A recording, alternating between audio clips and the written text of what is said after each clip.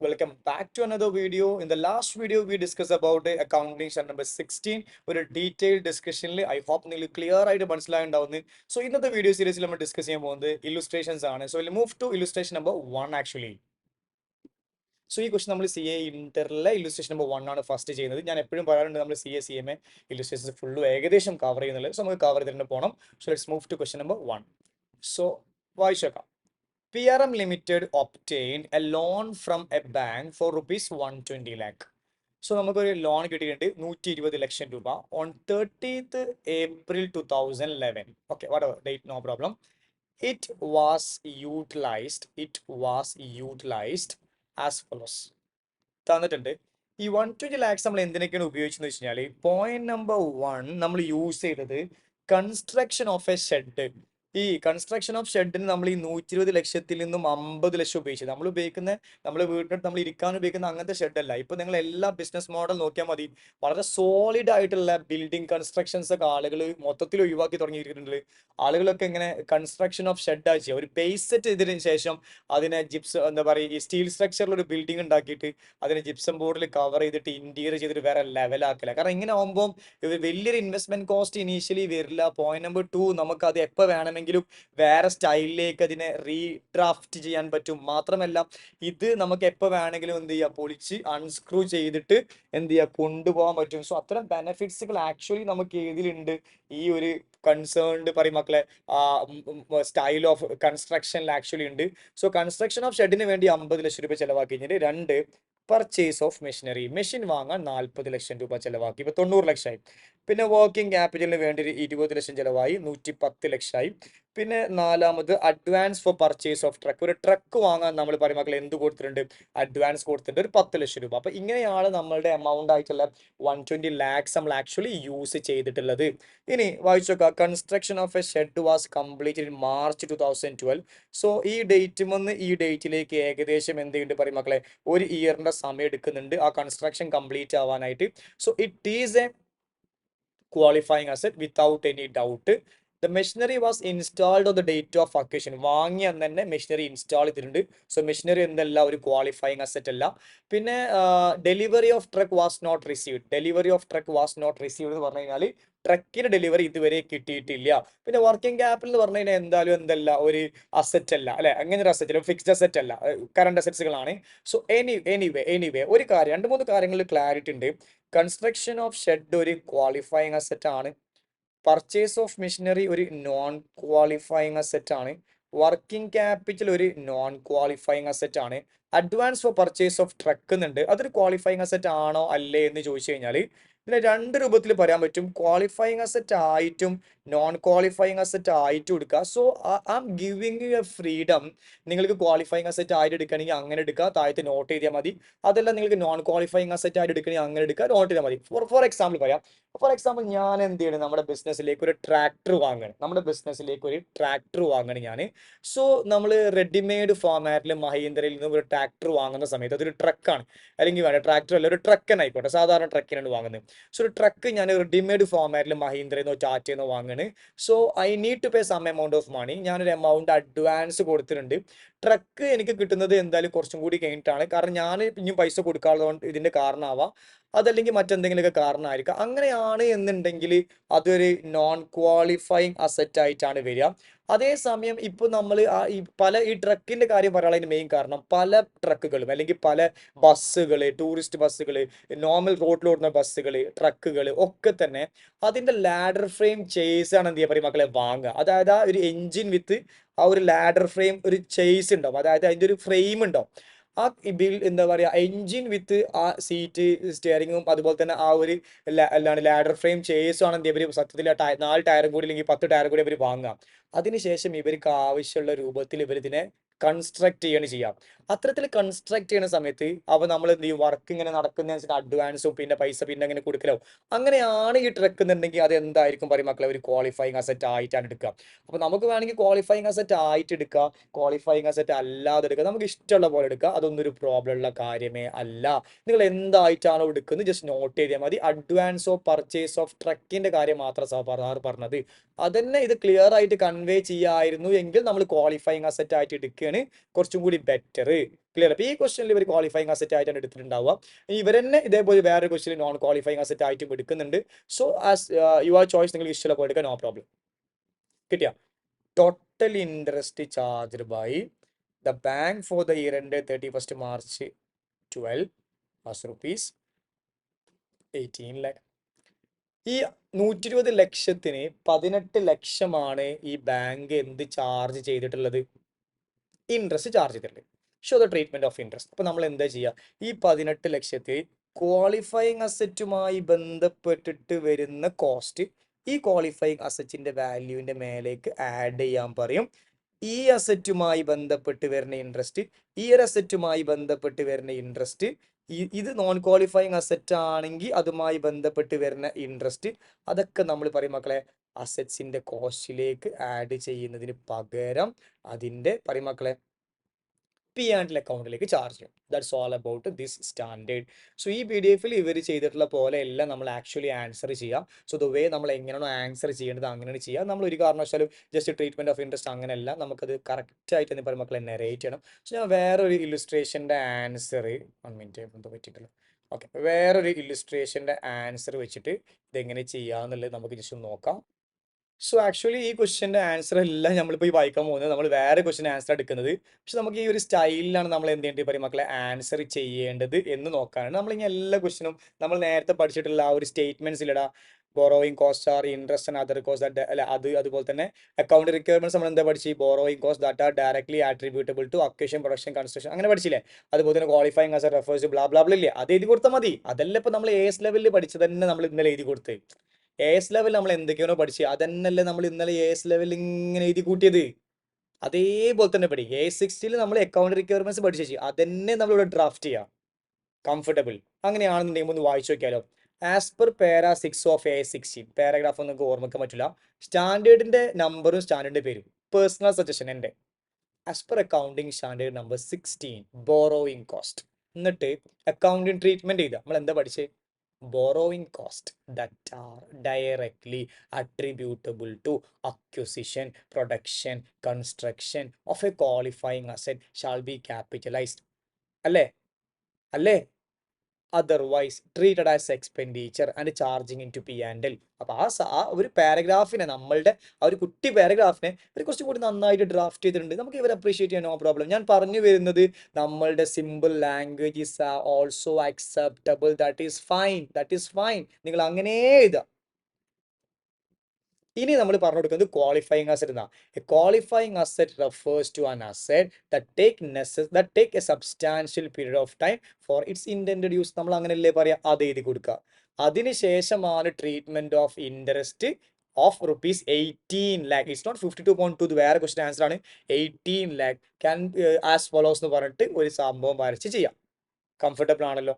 Comfortable ആണല്ലോ? അങ്ങനെയാണ് എന്നുണ്ടെങ്കിൽ ആദ്യം നിങ്ങൾ എന്ത് ചെയ്യണം? ഈ പാരഗ്രാഫ് ഡ്രാഫ്റ്റ് ചെയ്യണം. സോ വീഡിയോ പോസ് ചെയ്യുക, ആദ്യം പാരഗ്രാഫ് എന്ത് ചെയ്യുക പറയും മക്കളെ കംപ്ലീറ്റ് ചെയ്യുക. അതിനുശേഷം നമുക്ക് ഒരുമിച്ച് എന്ത് ചെയ്യുക പറയും മക്കളെ ബാക്കി ട്രീറ്റ്മെന്റ് ചെയ്യാം.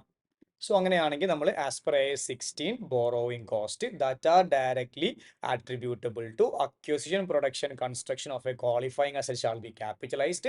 Otherwise treated as expenditure charging into P&L account. എന്നിട്ട് വീണ്ടും അടുത്ത പാരഗ്രാഫിൽ qualifying asset refers to an asset that takes substantial period of time for its intended use. Statement showing treatment of amount of interest of 52.2 lakh അങ്ങനെയല്ല നമ്മൾ എഴുതുക, 18 lakh. Comfortable ആണല്ലോ? എന്നാൽ ചെയ്താലോ? So നിങ്ങൾ ഇതേപോലെ വരയ്ക്കുക. ഓക്കെ, നിങ്ങൾ എൻ്റെ വാട്ട് ഈസ് ദിസ്, ഇതേപോലെ എന്താ പറയുക മക്കളെ വരയ്ക്കുക കേട്ടോ. എങ്ങനെ വരയ്ക്കുക? 4 കോളം. സ്റ്റേറ്റ്മെന്റ് ഷോയിങ് എഴുതണം. Statement showing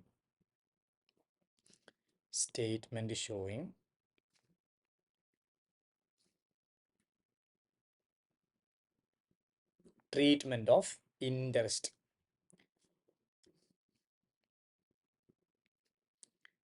First column particulars.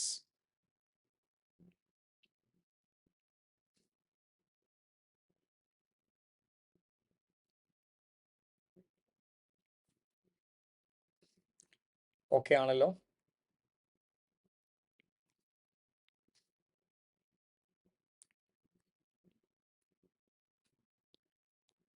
ഫസ്റ്റത്തെ കോളം പറയും മക്കളെ particulars.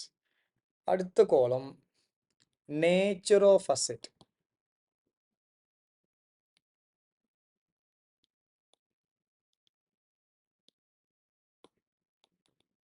Nature of asset. First നമ്മൾ എന്ത് ചെയ്തി പെർട്ടിക്കുലേഴ്സ്. അടുത്ത കോളം ഹെഡിങ് നമ്മൾ എന്ത് ചെയ്തി പറയും മക്കളെ അസറ്റിന്റെ നേച്ചർ. ഏതാണ് നേച്ചർ എന്ന് വെച്ചാൽ അത് നേച്ചർ ഓഫ് അസറ്റ്. ക്ലിയർ. അടുത്ത column interest to be capitalised.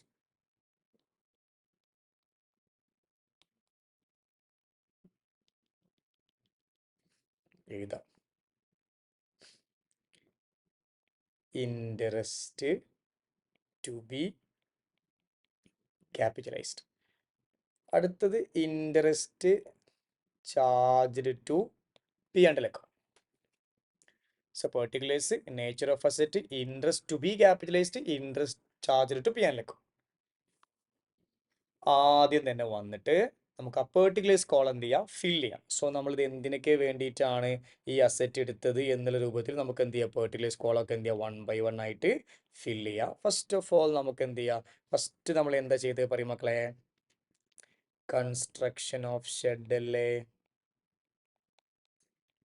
Construction of shed. 1. 2 എന്താണ് പറയും മക്കളെ purchase of machinery. Purchase of machinery. 3 എന്താണ് മൂന്നാമത്തത് working capital.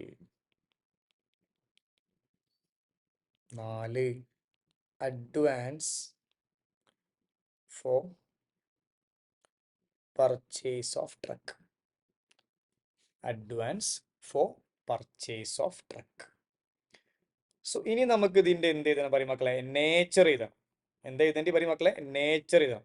Nature in the sense അത് ക്വാളിഫയിങ് അസറ്റ് ആണോ ക്വാളിഫയിങ് അസറ്റ് അല്ലേ എന്നുള്ള കാര്യം പറയും മക്കളെ എഴുതണം. അത്രയേ ഉള്ളൂ പരിപാടി. കംഫർട്ടബിൾ ആണല്ലോ. അപ്പൊ ഇവിടെ നമ്മൾ എന്ത് ചെയ്യണം എഴുതുന്ന സമയത്ത് നമ്മൾ ഫസ്റ്റ് കൺസ്ട്രക്ഷൻ ഓഫ് ഷെഡ് ആണ്. കൺസ്ട്രക്ഷൻ ഓഫ് ഷെഡ് എന്താണ് ക്വാളിഫയിങ് അസറ്റ് ആണ്. പർച്ചേസ് ഓഫ് മെഷീനറി എന്താണ് പറയും മക്കളെ നോൺ ക്വാളിഫയിങ് അസറ്റ് ആണ്.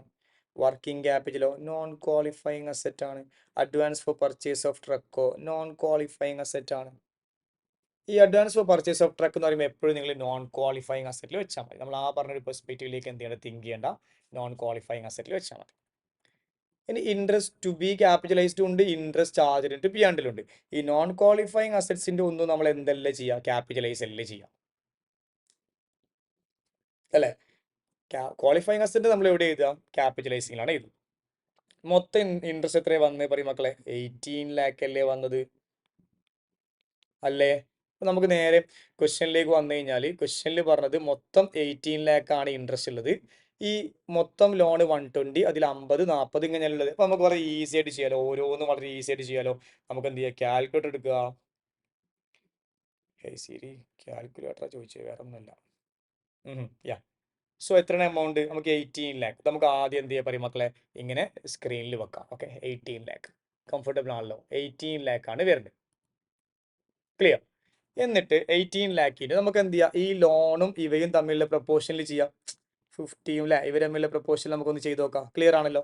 Into 50 divided by 120 is equal to 7,50,000 ആണ് ഏതുമായി ബന്ധപ്പെട്ട് വരുന്ന ലോൺ എന്താണ് ഇൻട്രസ്റ്റ് മക്കളെ കൺസ്ട്രക്ഷൻ ഓഫ് ഷെഡുമായി ബന്ധപ്പെട്ട് അടുത്ത ചെയ്യും പറയും മക്കളെ 18 lakh ഇൻറ്റു അടുത്ത എത്ര 40 ഡിവൈഡഡ് ബൈ 120 എത്ര മക്കളെ 6 lakh.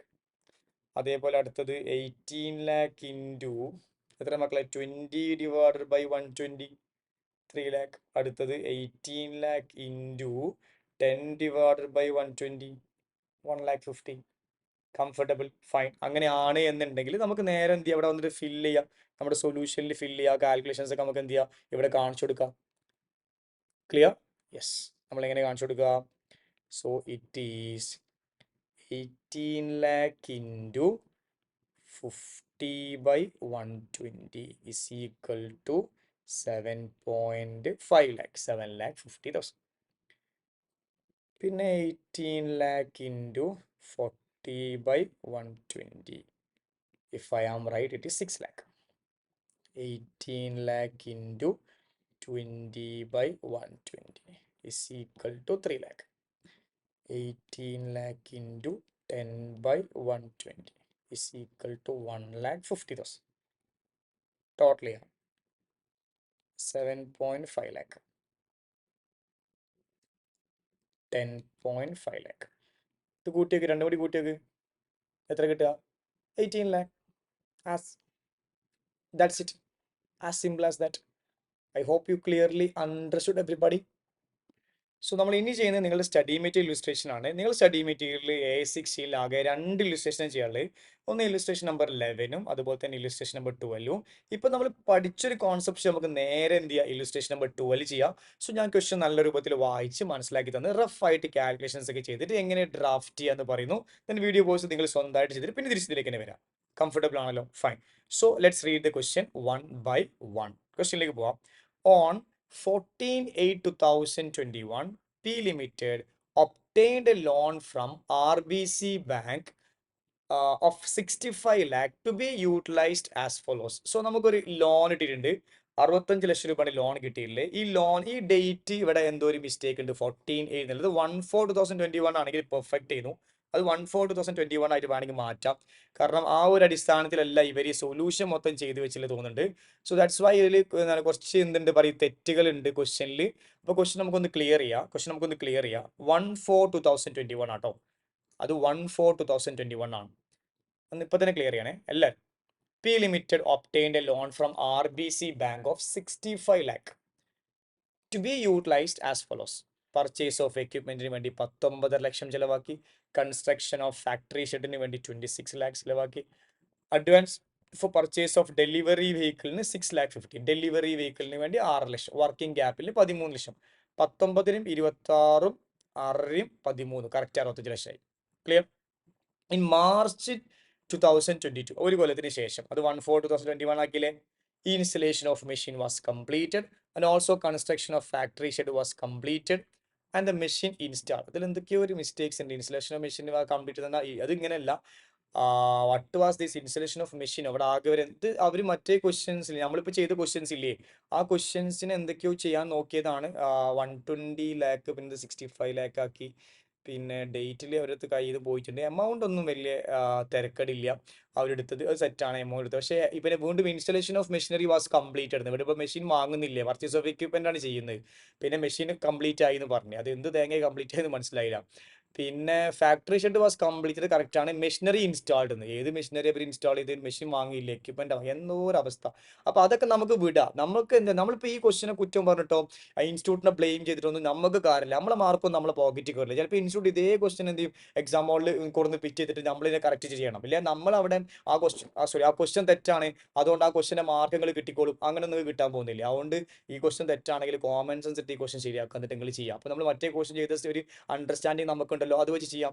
ഇവിടെ ഒന്നാമത്തെ കാര്യം, in March 2022 installation of machinery was complete. അങ്ങനെയല്ല, construction of factory shed was completed. Construction അത് what construction of factory shed was completed and machinery installed അല്ല, പർച്ചേസ് ഓഫ് എക്യുപ്മെന്റ് ആണ്. മെഷീൻ എക്യുപ്മെന്റ് ഇൻസ്റ്റാൾ ചെയ്യാണ്ടെങ്കിൽ equipment install ചെയ്ത് പോട്ടെ. Equipment അങ്ങനെ install ചെയ്യാറില്ല. Install ചെയ്യണമെങ്കിൽ ഇൻസ്റ്റാൾ ചെയ്യട്ടെ. However, the truck was not delivered within 31st March 2022. ഭാഗ്യം. Total interest charged by the bank for the year ending 31st March 2004. 2021 loan എടുത്ത്, പിന്നെ 2004 ഇൻട്രസ്റ്റ് കിട്ടുമൊക്കെ ഉണ്ടാക്കുന്നത്. അപ്പോൾ അത് മാറ്റുക, 31st March 2022 ആക്കുക. അപ്പോൾ നിങ്ങൾ ക്വസ്റ്റ്യൻ തെറ്റാണ് എന്ന് പറഞ്ഞിട്ട് നിങ്ങൾ എക്സാം ഹോളിൽ നിന്ന് ഇറങ്ങി വരരുത്.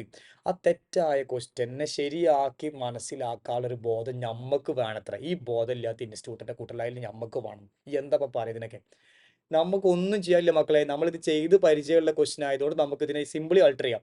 നിങ്ങൾ ഇനി എക്സാം ഹോളിൽ ക്വസ്റ്റ്യൻ തെറ്റാന്ന് പറഞ്ഞിരിക്കണ്ട. നിങ്ങൾ ഇതിൽ ഒരു കോമൺ സെൻസിൽ ഇതിനെ കറക്റ്റ് ചെയ്യുക, നിങ്ങൾ ചെയ്തിട്ട് പോവാം. പെർഫെക്റ്റ് മക്കളെ. നിങ്ങൾ ആൻസറുകൾ അധികം മാർക്ക് കിട്ടും. 31st March 2022 was rupees 11.7 lakh ആണ്. Discuss how the amount of interest would be set ആണ് financial okay company as per A16. Super ആയിട്ട് പറഞ്ഞിട്ടുണ്ട് ബാക്കി കാര്യങ്ങളൊക്കെ. അപ്പോൾ ആ ഒരു ചെറിയ മിസ്റ്റേക്സ് ഉള്ളൂ, അത് ഇഗ്നോർ ചെയ്യാവുന്ന പ്രശ്നമുള്ള കാര്യം. അടുത്ത പീരീഡിൽ കറക്റ്റ് ആയിട്ട് വരട്ടെ. എനി ഹൗ നമുക്ക് നേരെ ആൻസറിലേക്ക് പോകാം. In this case only factory shed is A qualifying asset as per A16. Boring കിട്ടും. ഇങ്ങനെയല്ല നമ്മൾ പറയാം. നമ്മൾ ആദ്യം എന്താ പറയുക മക്കളെ, നമ്മളൊന്ന് പറഞ്ഞു നോക്കാം. നമുക്കൊന്ന് ഒരുമിച്ച് പറഞ്ഞു എല്ലാവരും ഒന്ന് പറഞ്ഞു നോക്കാം. എൻ്റെ കൂടെ പറയും. As per A16, borrowing cost that are directly attributable to acquisition, production, construction of a qualifying asset shall be capitalized. Otherwise, treated as expenditure charging into P&L account. Qualifying asset is an asset that takes necessarily substantial period of time for its intended use. Clear? Treatment of statement showing treatment of interest എന്നിട്ട് നമുക്ക് വേണമെങ്കിൽ എന്ത് ചെയ്യാം ഇത് follow ചെയ്യാം എന്ത് particulars nature of asset interest B capitalised interest charge income statement P and account നാലിന് നമ്മൾ എഴുതി നമ്മൾ നേരത്തെ ചെയ്ത അതേ സെയിം പ്രസന്റേഷനിൽ കാൽക്കുലേഷൻസ് ഒക്കെ ചെയ്ത് ടോട്ടൽ ചെയ്ത് പെർഫെക്റ്റ് ആണ് I hope you clear sir everybody so it's all about today's class so നമ്മൾ രണ്ട് ഇല്ലുസ്ട്രേഷൻ ചെയ്തിട്ടുണ്ട് ഒരു ഇല്ലുസ്ട്രേഷൻ CA ഇന്റർനെറ്റ് സ്റ്റഡി പറ്റിയിരുന്നു ഒരു ഇല്ലുസ്ട്രേഷൻ നമ്മൾ ചെയ്തിട്ടുള്ളത് നമ്മളെ സ്റ്റഡി പറ്റിയിരുന്നതാണ് ചെറിയ മിസ്റ്റേക്സ് ഒന്നും കുഴപ്പമൊന്നുമില്ല നല്ല ക്വസ്റ്റൻ തന്നെയാണ് നിങ്ങൾക്ക് എന്ത് ചെയ്യുക സ്വന്തമായിട്ട് ഡ്രാഫ്റ്റ് ചെയ്യാൻ ഞാൻ പഠിപ്പിച്ച പോലെ തന്നെ അതേപോലെ തന്നെ സ്റ്റേറ്റ്മെന്റ് വരച്ചിട്ട് നിങ്ങൾ എന്ത് ചെയ്യുക ഫിനിഷ് ചെയ്യും so all about today's class നമുക്ക് അടുത്തൊരു ക്ലാസ്സിൽ എന്ത് ചെയ്യുക വീണ്ടും അടുത്ത ഇല്ലുസ്ട്രേഷൻസുമായിട്ട് കാണാം മാത്രമല്ല നമ്മൾ CA ഇന്റർ ലെവലിലുള്ള ക്വസ്റ്റൻസ് നമ്മൾ ഇനിയും എന്ത് നമ്മൾ ക്ലാസ് റൂമിൽ ചെയ്യുന്നുണ്ട് so it's all about today class next ക്ലാസ്സിൽ കാണാം ബൈ